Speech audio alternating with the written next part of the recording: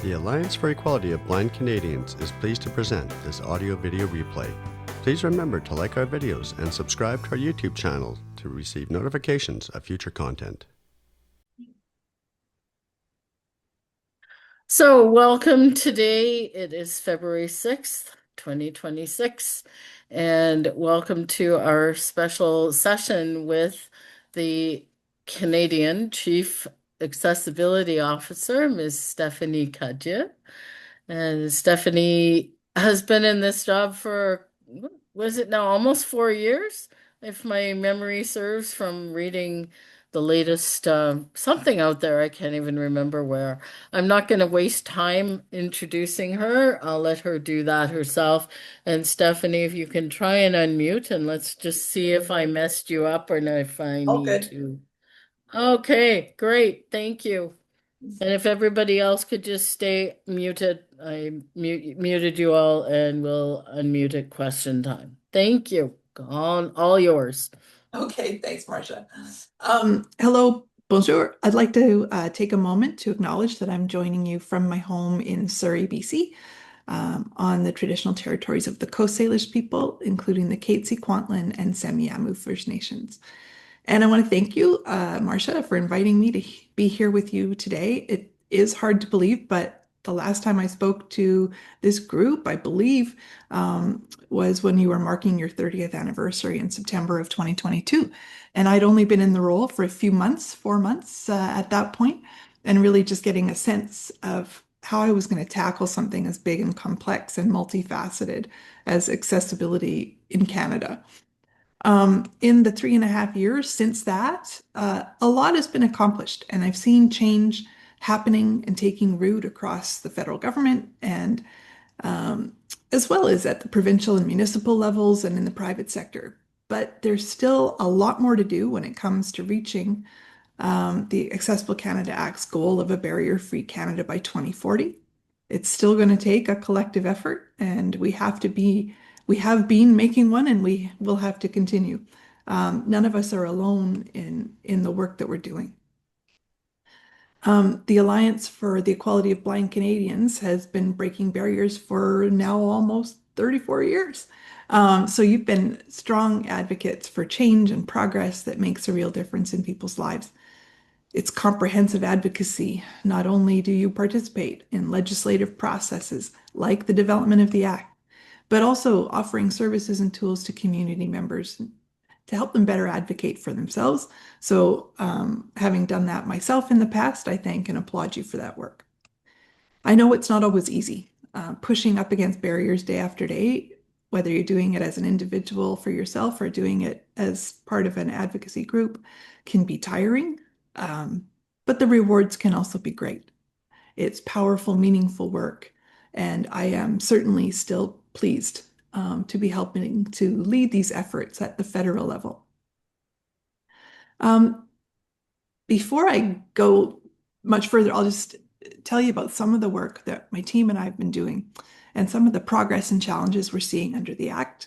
I'll take a few moments for anybody who's new to the group who doesn't know me yet to tell you a little bit more about myself and the role.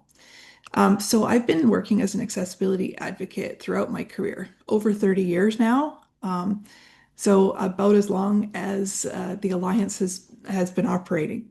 I was injured at 18. I have a spinal cord injury, and that set my life on a really different path than the one I had originally envisioned. Things not going to plan is sort of part of the human condition, and one of the reasons that accessibility is not a niche issue, because anybody can acquire a disability at any time, and many people will acquire one as they age, one or more. It's a subject ultimately that matters to everyone.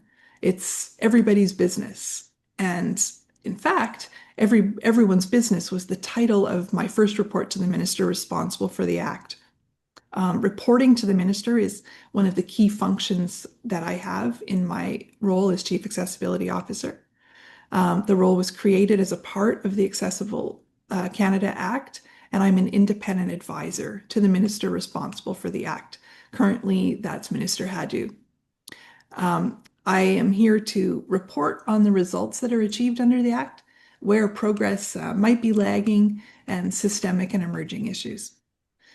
I'm here to provide a level of oversight to the Act's implementation and bring a level of cohesion as well to the many efforts happening across the country. It's a big task. I don't know that we're getting it all right because thousands of federally regulated entities are subject to the Act. They run the gamut from large, well-resourced government departments like the one my office is situated in, ESDC, to much smaller operations and private companies with varying degrees of readiness and understanding about how accessibility works in practice. There are countless stakeholders and voices like yours pushing for change. So my role and the role of my office is really to act as a bit of a focal point for monitoring and reporting.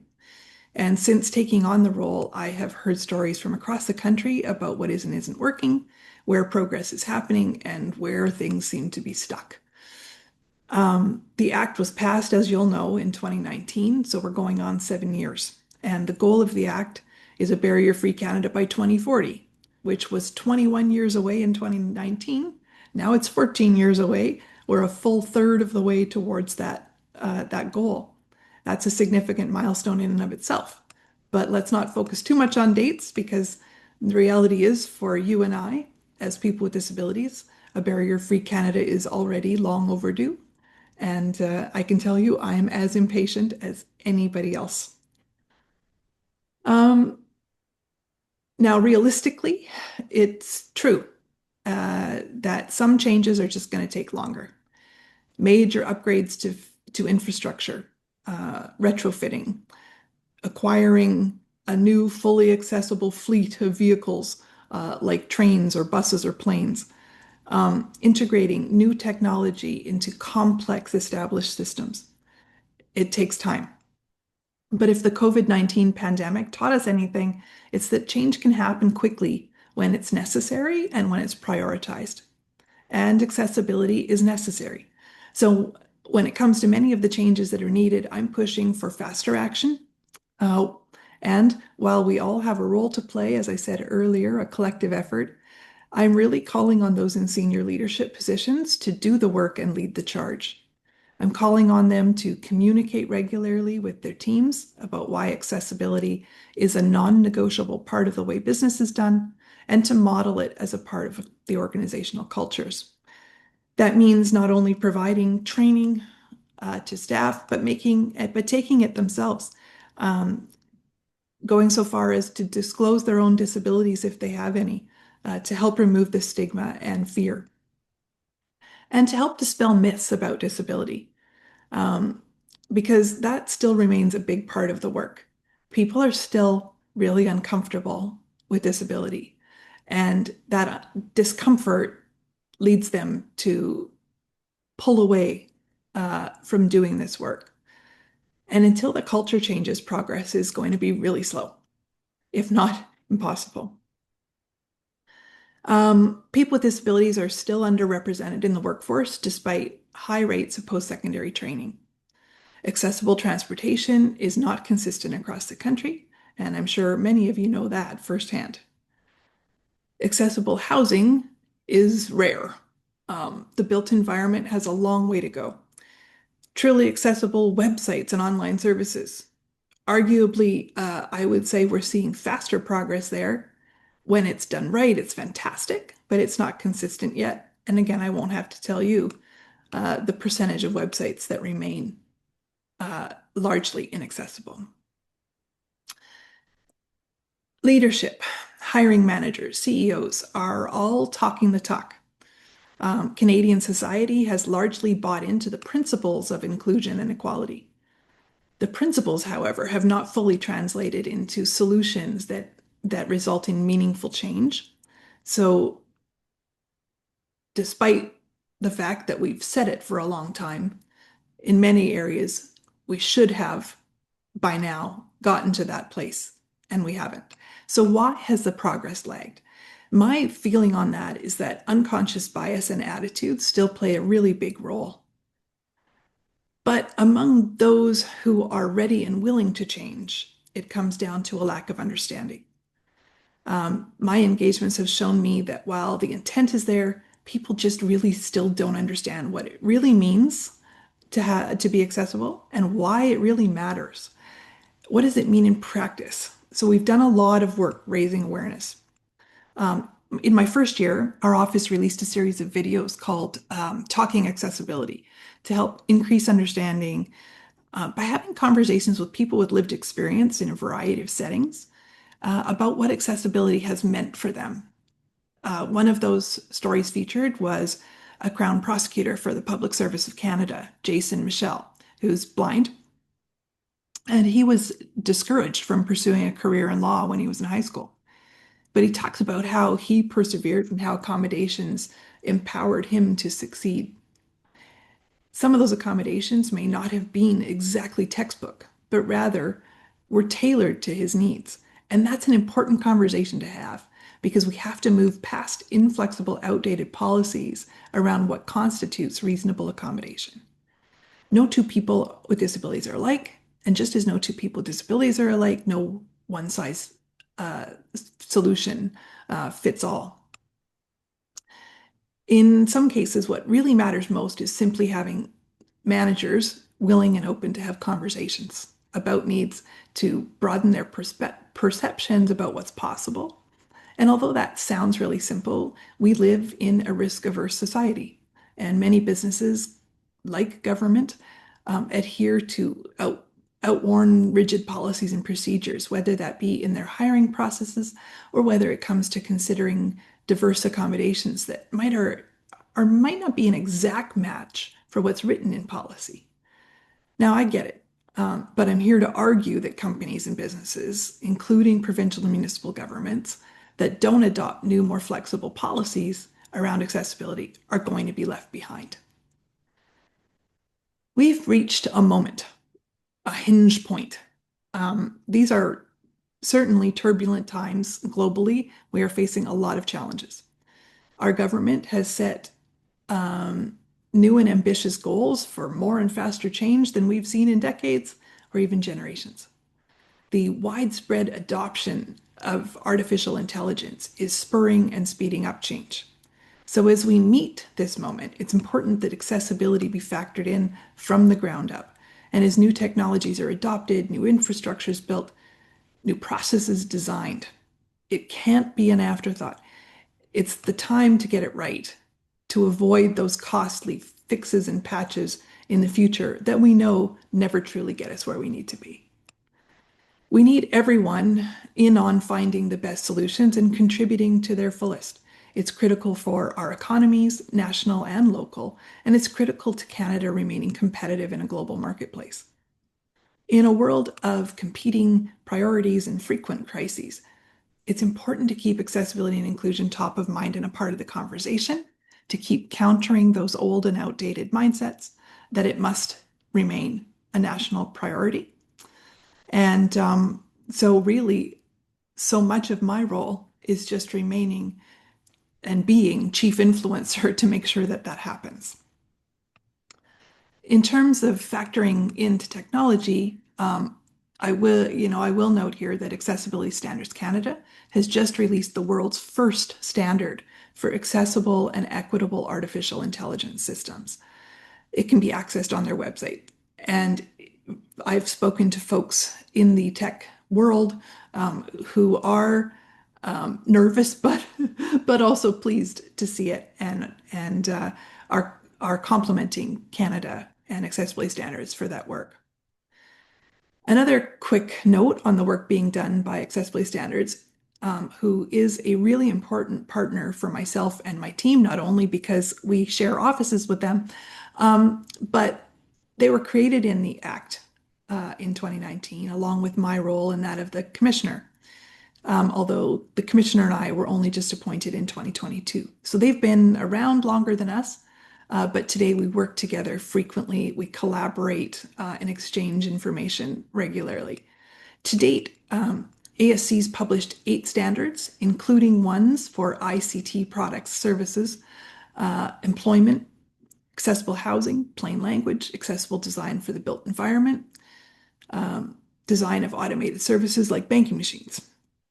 They currently have a standard under public review for wayfinding and signage, and numerous other standards in development. So if you haven't checked them out yourself, I encourage you to, and to weigh in when there are opportunities for public consultations. The standards are really critical. We need them. They provide models for organizations to adopt. But the limitation is that standards are aspirational and optional. Some of them will certainly lead to regulation. And I am an advocate for more regulations. Because without that pressure, progress is just going to continue to lag. Some organizations are just not going to do it until there's a bar they have to meet. But we know it shouldn't take regulation for people to do the right thing. And that's what we hope the standards are there for, to really encourage. And certainly because the standards come first, that's an opportunity for organizations who want to lead to get ahead of the pack. In my opinion, now is the time for action, not more excuses. Later this month, my third report to the minister is going to be released. I would say imminently, but I'm not quite that certain it's going to be imminent, but it'll be before the 23rd of the month. And it places an emphasis on accessible transportation, including land, marine, and air travel. My second report that we released just last year placed an emphasis on accessible employment. And transportation and employment are two of the priority areas under the Act, along with the built environment, ICT, communications, procurement, services, and design and delivery of the programs and services. So 7 priority areas, but certainly they all intersect and overlap. After all, I think it's obvious, right? If it's great to have an accessible workplace or an accessible public service, but if you can't get there because of transportation lacking, then the gaps are unsurpassable. Likewise, what good is accessible transportation if you don't have accessible housing? What good's an accessible venue if the website where you go to book a visit or find out the operating hours is inaccessible, and so on? So accessibility is something that has to be factored in and layered across all levels. And it's one of the reasons it can all seem so complex, because it requires so many people in so many different disciplines on different issues to communicate and collaborate to ensure those gaps are filled. And this perhaps is doubly true when it comes to transportation, because by its very nature, transportation is a priority area that crosses across multiple jurisdictions. Whether we talk about it crossing those jurisdictions in terms of, on land, just simply crossing between cities, or whether we're talking about crossing between jurisdictions in terms of who's responsible, which level of government. There's a lot to be learned by the types of collaborations that we're seeing across the transportation sector, from the engineers and designers who will develop the next generation of aircraft or fleets of trains, to the airports and airlines and the regulators developing policies and procedures. And above all, through all of it, it's important that they all continue to consult with people with disabilities throughout the design and implementation process and after the fact to check in on how well things are working in practice. Accessibility is an ongoing process, and that's another of the recommendations that I've made in my reports for organizations to have dedicated and permanent accessibility funding, for it to be a line item in their budgets. That way it can be planned for over the long term and continuously factored in, reviewed, and updated as needs evolve and things change. Dedicated funding also means accessibility is a part of your operating budget, so that you'll consider it year over year, just like they would for HR or overhead or marketing or communications. It's not only that, but it will be taken into account in all of those areas. So, along with the need for mandatory training and dedicated funding, I've made a few other recommendations about the need for better data about accessibility, because it is a fact that what's measured gets done, and we don't have enough reliable data to measure progress on accessibility or to truly know where gaps remain, or how well our new efforts are working. So I've also recommended a center of excellence in accessibility, which could provide information and guidance across the country, serve as a centralized resource and support about the Act and the responsibilities of the organizations and the rights of people with disabilities under the Act. It's not an easy ask, and I'm not confident it's going to happen quickly, but I am hopeful because it's an important recommendation. Because as I've said, awareness and understanding of the Act remains low, both amongst the regulated organizations and the public. So I think one of the next big pushes will be to continue to foster that understanding and awareness, and that requires communications, campaigns, and ongoing conversations.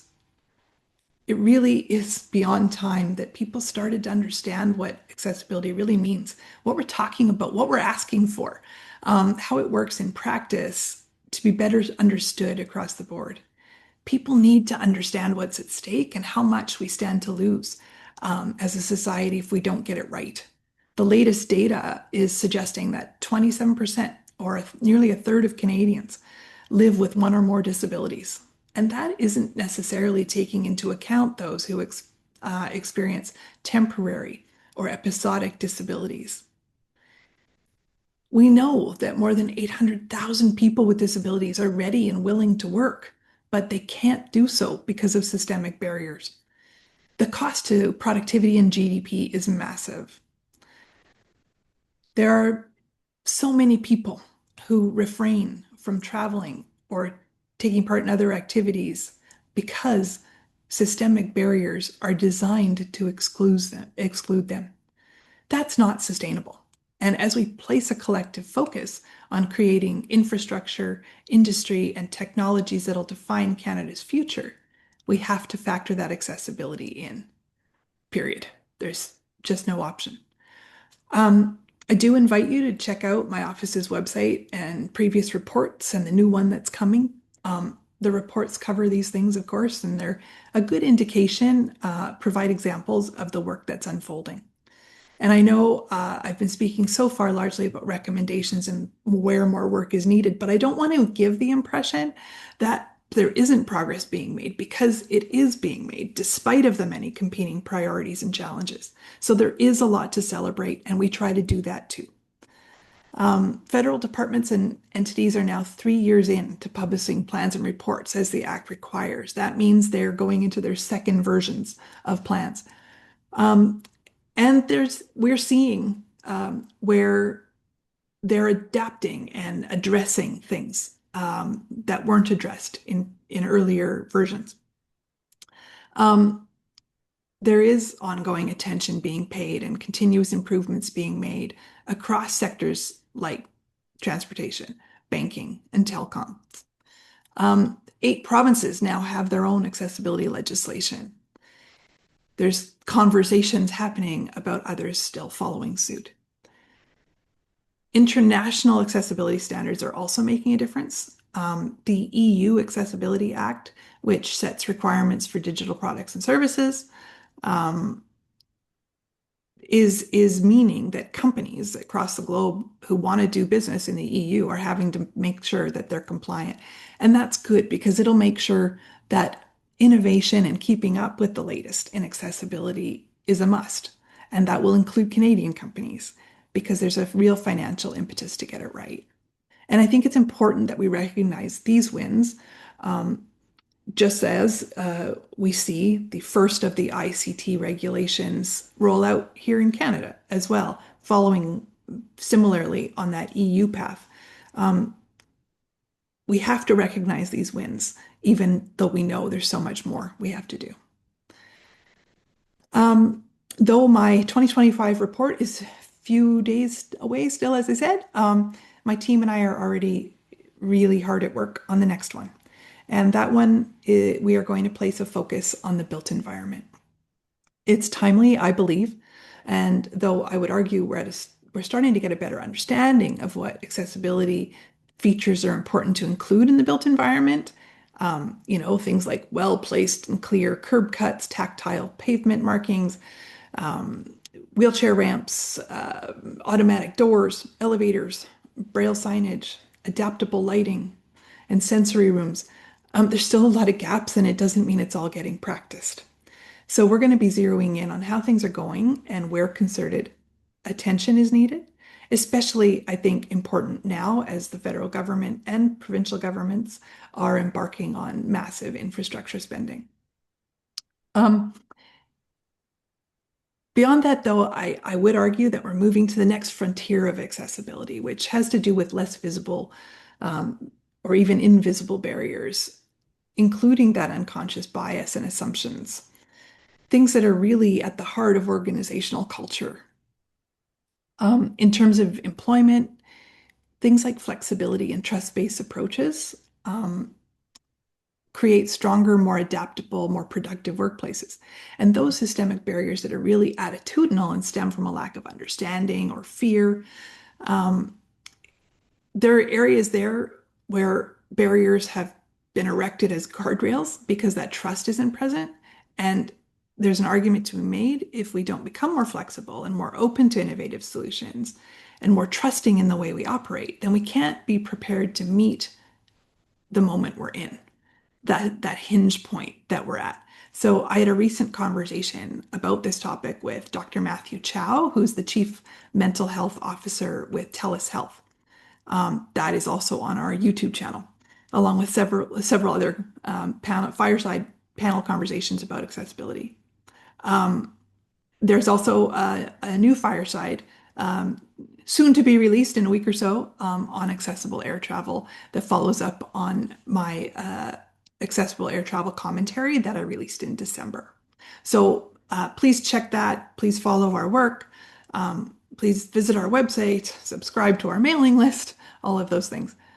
I know I've covered a ton of ground and probably wandered off in some little tangents that didn't make a lot of sense as you were listening. This was a lot to listen to.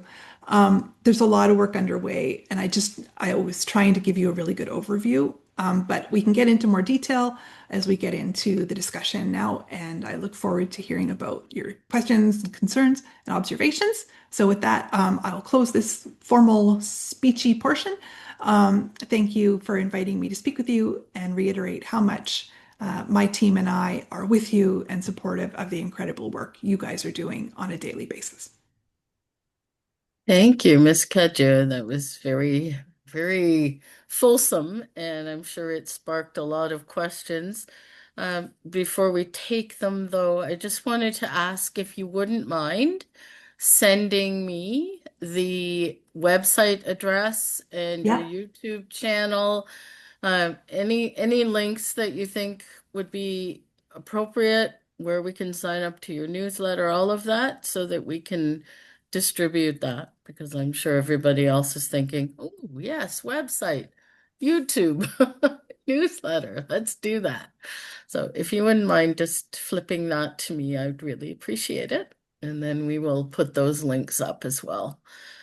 Okay, so we're going to take questions now. People have already started to raise their hands. So if you can raise your Zoom hand, I will go in order of the way they are received. And the first person up who has raised their hand a long time ago is Hilton. So Hilton, go ahead. Yes, hello everybody. Hello, Ms. Cadieux. So, my question is more from like our end of what we do is. So we're an advocacy organization. Of all the advocacy organizations in the disability field that you've met over the past couple of years, which has been the most effective in getting accessibility move forward? How have they done it? And what can we do to ensure funding for our sustained effort? What agencies or parts of the government should we be looking at to apply for money? Good questions. I don't have good answers. Um,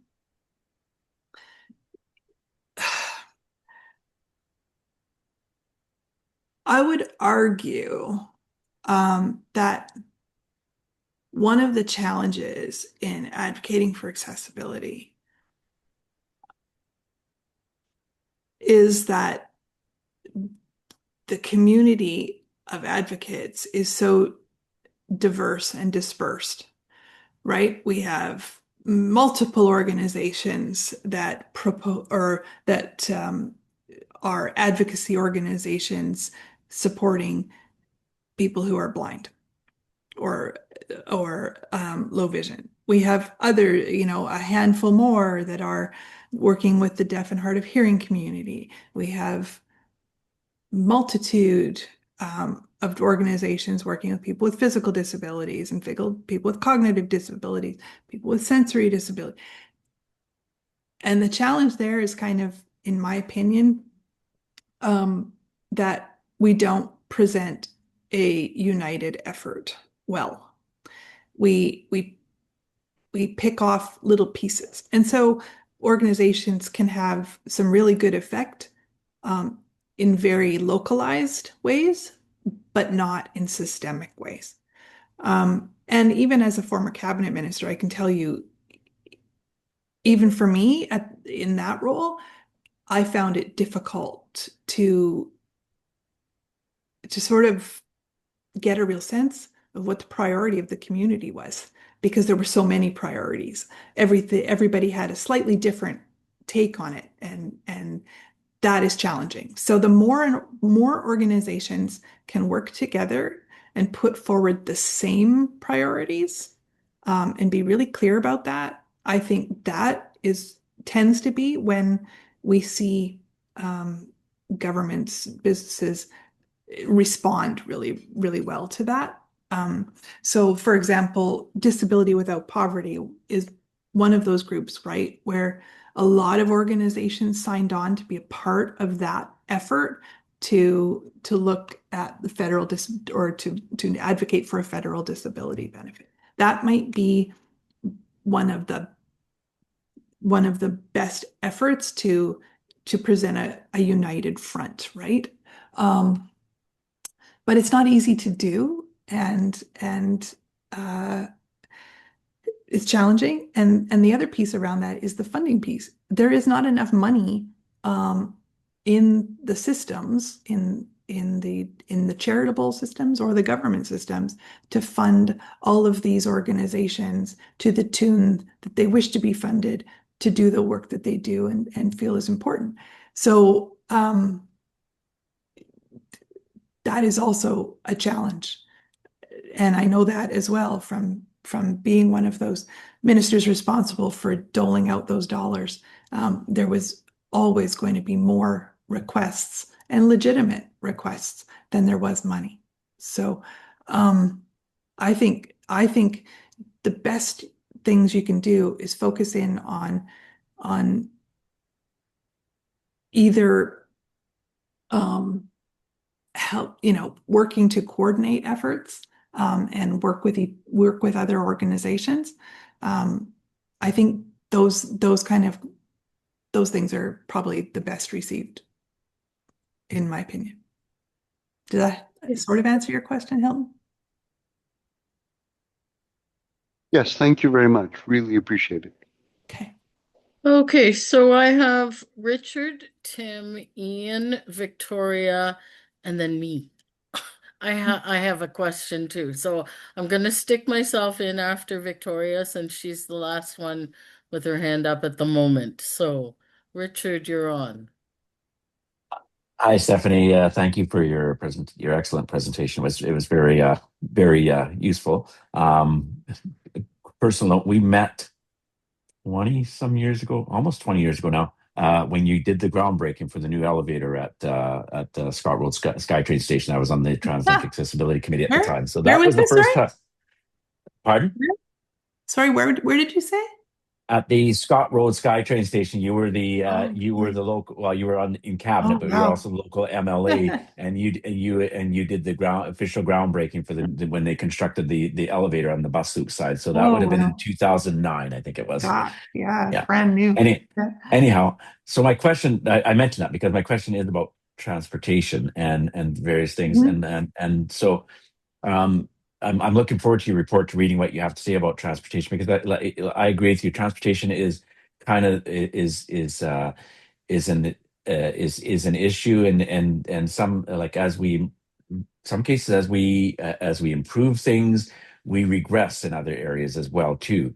I will say our national rail transportation provider really I've been really happy with. I've used them.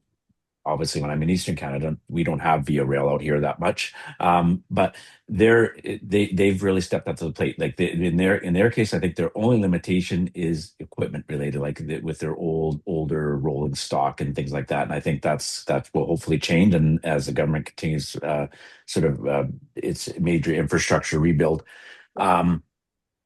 The other thing I was thinking, since a lot of the transportation issues are related to the built environment and are locally controlled, um, I'm just wondering if you like how how you see issues like the emerging issue of separated bike lanes being addressed on a national scale, because every jurisdiction is probably like it seems like we're all having a local discussion about it and how to either make them more accessible or prevent them from being placed on public rights of way where there's also public transit services. How do you see that particular issue mixing in with sort of the evolving transportation issues on the national scale, like the part that the federal government has direct control over, like the intercity bus, rail, and air and marine? Yeah. Well, when you get to read the report, you will see that we try to address that. In the sense that I really place a big emphasis on the need for the systems to work together.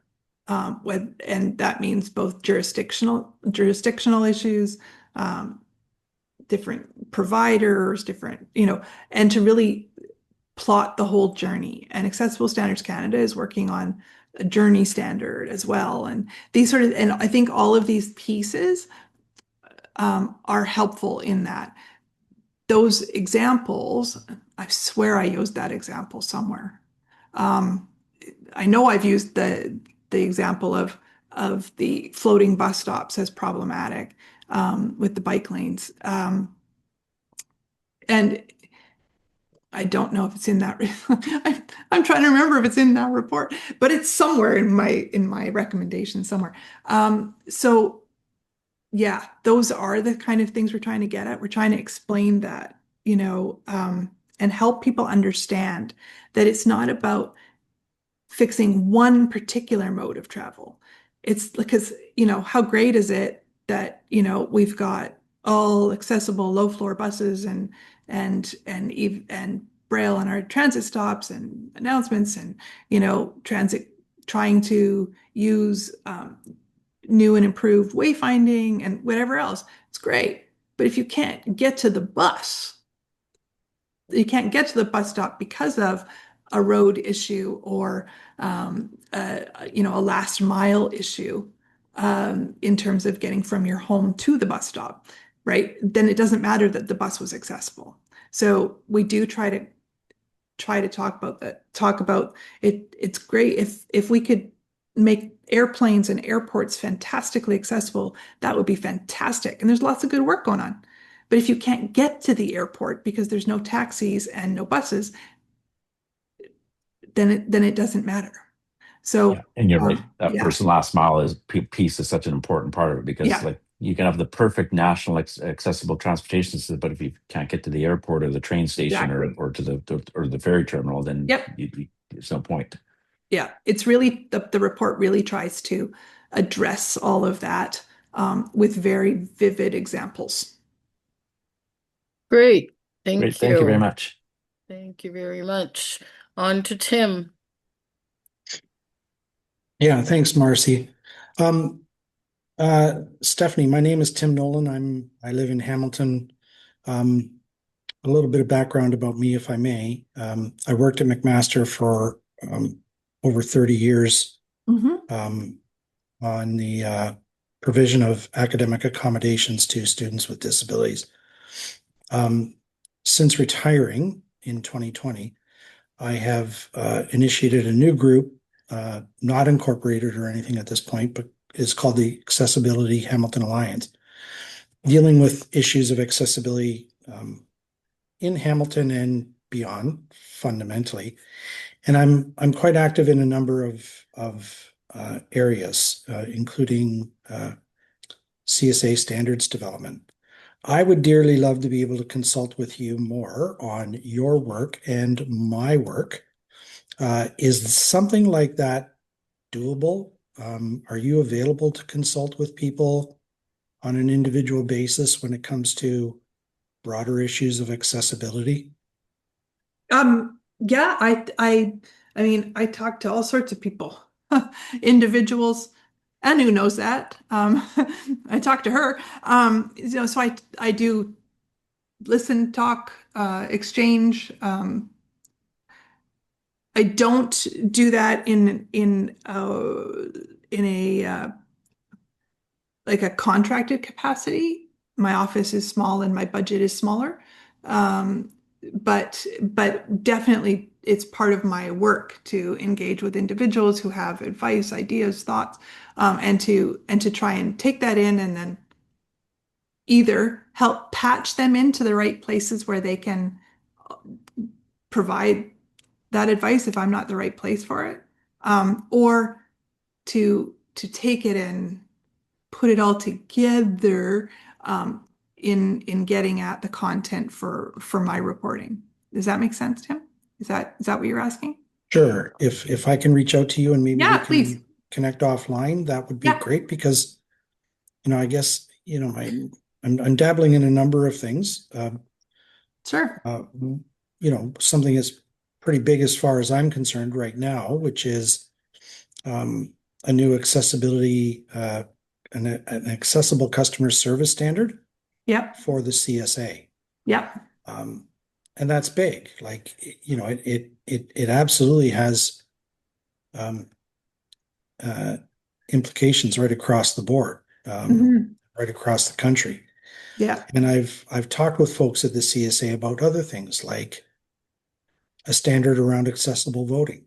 And I know access to voting is a big issue for many people with disabilities of all types. So, I'd love to be able to speak with you about some of these thoughts and ideas, let's do that. And if that's doable. So absolutely. Sounds good. Okay. Thank you so much. All right. And we'll make sure, Tim, that you get Stephanie's email address. Yeah. Thanks, Marcy. Okay. Next up is Ian and Mark. I got your hand too, so you're right after me. Ian and then Victoria, then me, and then Mark. See, thanks. Thanks, Ms. Cadieux. I wanted to bring up the issue of enforcement. And my reason for bringing this up is that I live in Ontario. We've had the AODA on the books as legislation for more than 20 years now. It was supposed to be a 20-year window, not dissimilar to the ACA. We have seen almost no movement. And a lot of that is not because there aren't regulations in place, but because those regulations have not been leveraged in order to enforce compliance. One of the biggest attitudinal issues is inertia. People are not going to think about accessibility unless it's brought to their attention. And one of the best ways to bring an issue to the attention of decision makers is to pin a financial consequence to their lack of attention. What is the general approach within the ACA to enforcement? What is the political will to engage in enforcement? Okay, yeah, I can give you that. And I totally agree. And even back again in my legislative days, sitting on legislative review for new laws for British Columbia, my question was, why are we doing this? Like, can we enforce this? Will we enforce it? Because if we aren't going to, what's the point? And so I totally hear you, and I know that's been a huge frustration in Ontario. I've had long conversations with Rich Donovan, who did the last review, and previous reviewers as well. And the ACA is going to have its first review as well this year, its legislated review. Now, the challenge with the ACA is that at this point, the only thing that can be, or the only thing that's regulated under the Act is the plan's progress reports and feedback mechanisms. So as long as organizations have those three things, they are in compliance. Until there are additional regulations, well, that's not true because we just got the first ICT regulations, but they roll out over time. They don't come into effect immediately. But that will be the first thing that can be enforced. So the commissioner and his office are responsible for that. That's set out in the Act, and they have the ability to issue fines, etc., and can make them quite significant. The initial focus has been on education and I can't remember the words they use. They have a really good word for it. They talk about this on their website, actually. But like encouragement, encouragement to comply, and it's generally been effective because in a lot of cases it was just a lack of knowledge that they had to, or they had done it but they had missed a step and hadn't posted it properly or whatever. So they've been using their powers to get everybody to compliance.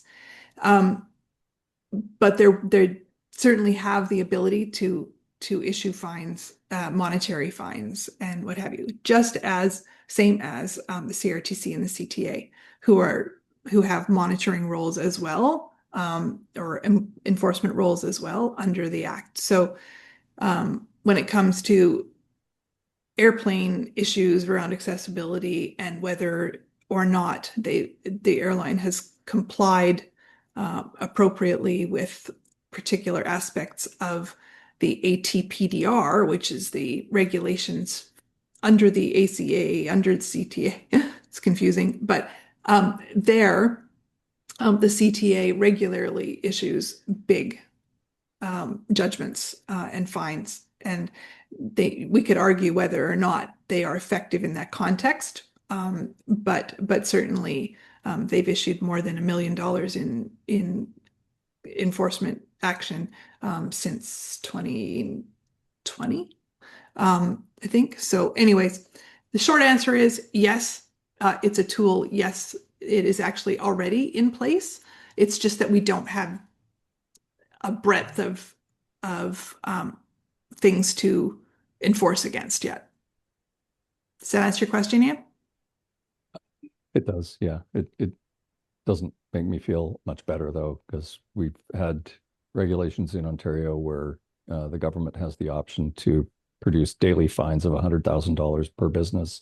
Yeah. Every day they're in non-compliance, and yes, over the last 7 years, the maximum fine that I can find evidence for is $8,000. Yeah. No, I know that in Ontario. I can just tell you, under the ACA, the ability exists, and certainly in the case of the CTA, it is being exercised, even more so, more aggressively, I think, than in the past. We don't have anything yet to enforce under the ACA, but as those regulations come, that will be the next thing to be looking at for sure. Okay, thank you. Mm-hmm. Okay, so we've got 3 of us in 10 minutes, so I'm just going to ask that everybody, including myself, that we make our questions brief so that I'll try to make my answers briefer. No, I'd rather you have the time, frankly. Okay, so Victoria, you're up. Hi, I just want to say I'm so happy I run into this information today and I sign up. As a person with brain injury and visually impaired, with transportation, it just the lack of inconsistency. This mode of transportation have this color for wayfinding, and by the time you transport to another, it's another different color for wave. It's just like with visually impaired and using like cane and stuff, it's so confusing.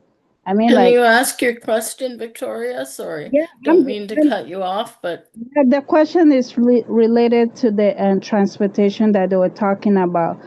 My main thing is because her next work is on build standard. I just want to know like where she is at making all the bus stop, the tactile flooring the same across Ontario, not like brown here, yellow. Like, Yeah, is I can answer that, Victoria. yeah, That is not my role. I don't get to do that. I don't get to make anybody do anything.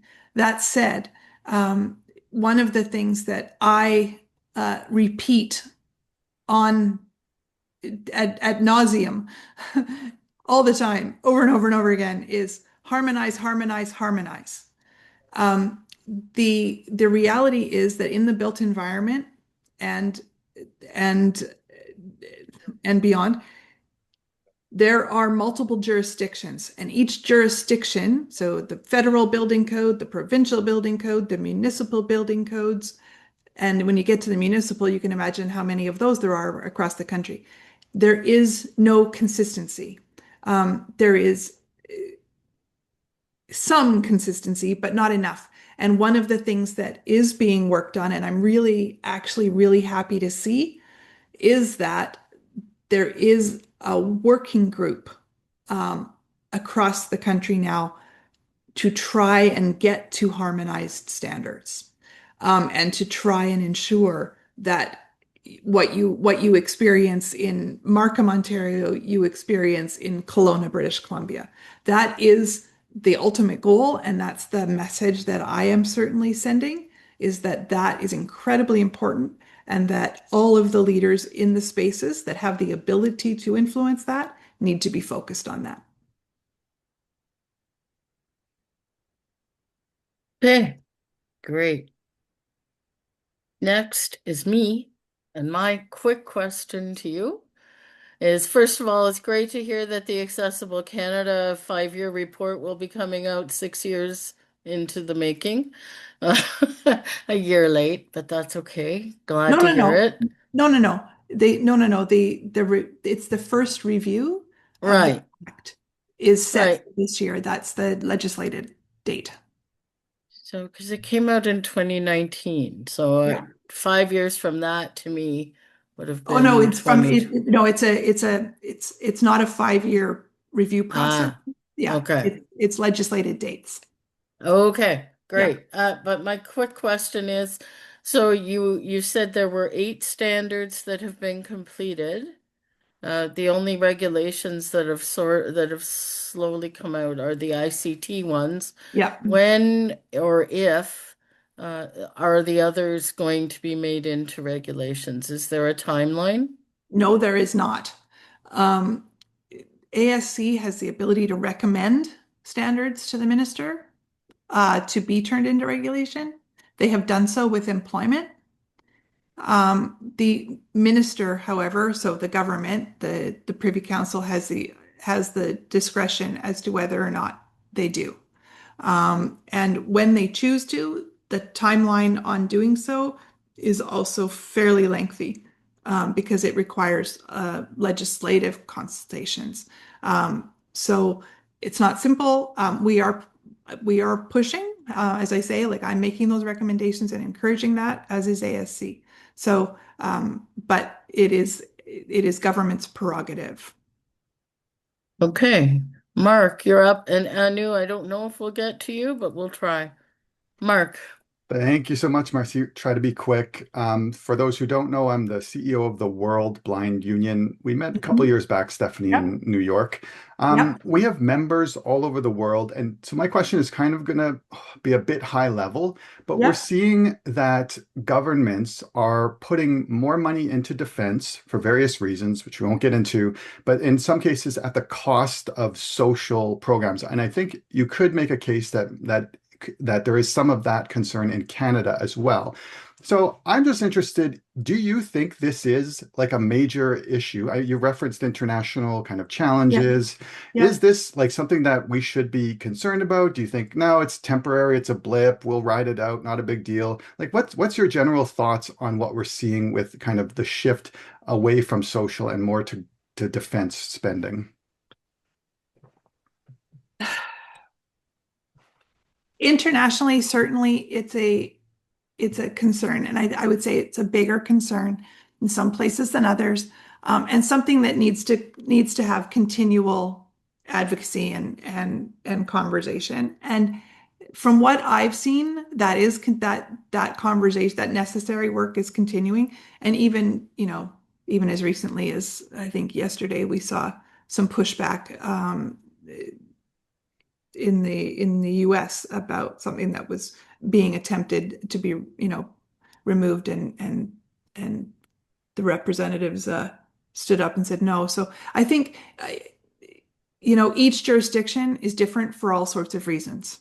And in Canada, I would argue, while it may feel like the focus is going away, I don't believe that dollars are going to one thing over the other. Mm. And I am still seeing inside government a commitment to this work. Good. So, there's still a commitment by deputy ministers. There's still a commitment. There's a commitment even with public sector job loss. There is a commitment to maintaining the sort of improved level of employment for people with disabilities and to not backslide. So that's big.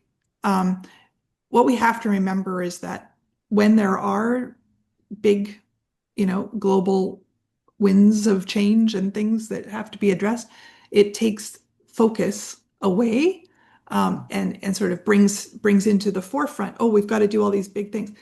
It's what we have to do is make sure that the accessibility is being factored in to those priorities. It doesn't mean that the other work isn't still happening. It's just maybe taking a bit of a lesser public profile. We just need to make sure that the accessibility piece is being factored into all of those new investments. Government making incredible investments in housing, or commitments to making investments in housing or in infrastructure. So let's make sure we get the accessibility piece right from the beginning of those. And so I think there's always a way to do it. And I don't think we want to be too concerned, because this is normal ebb and flow of government. They can't possibly talk about everything and do everything. And when there are things they have to respond to, things shift and they shift. And so focus shifts to address that. It doesn't mean that you've thrown the other, it's not throwing the baby out with the bathwater, so to speak. It's just priorities shift and we have to adapt within that.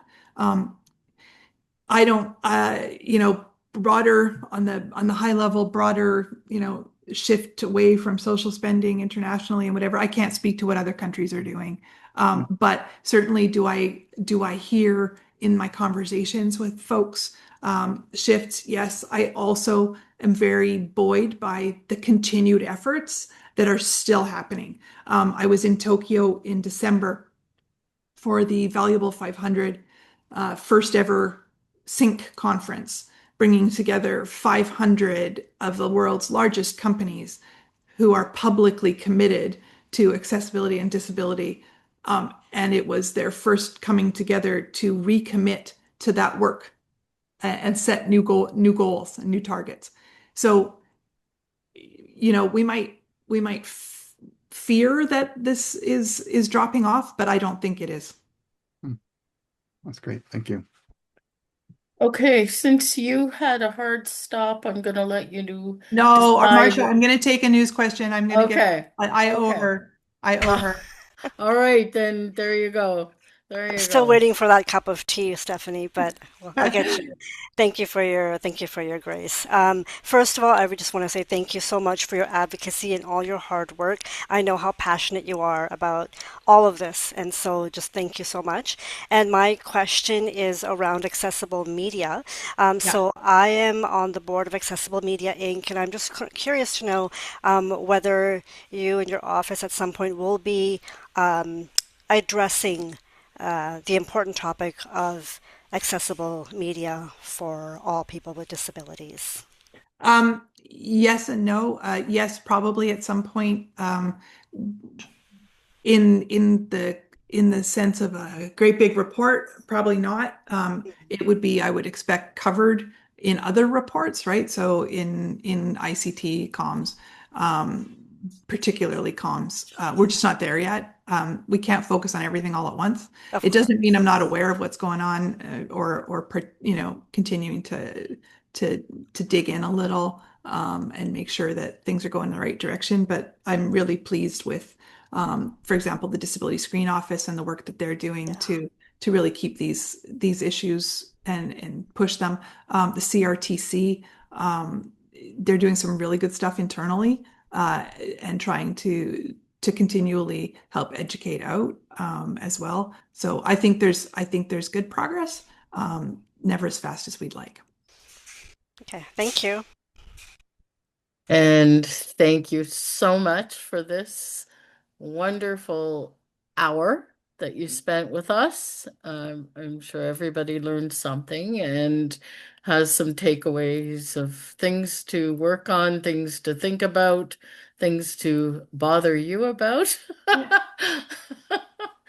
And so I want to just thank you for joining us today. Well, thanks everybody for listening to me ramble on for half an hour before we went to questions. I always like the questions better, but that was the instructions I got. So I tried to meet the request. Well, you met it admirably, and we all thank you. Thank you so much. Have a great weekend, everyone. You too. Thank you for checking out our content. To learn more about the Alliance for Equality of Blind Canadians, please visit www.blindcanadians.ca. And if you haven't already, please like and subscribe.